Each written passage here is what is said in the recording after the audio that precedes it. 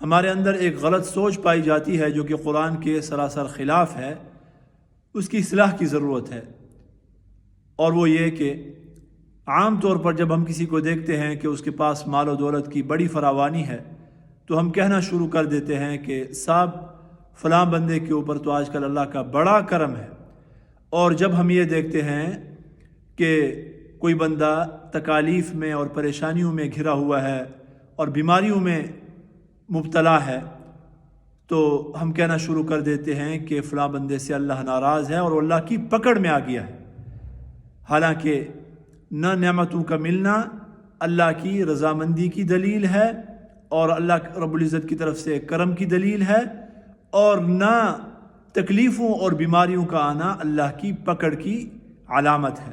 بلکہ وہ بھی آزمائش ہے، یہ بھی آزمائش ہے۔ کبھی اللہ رب العزت دے کر آزماتے ہیں اور کبھی لے کر آزماتے ہیں۔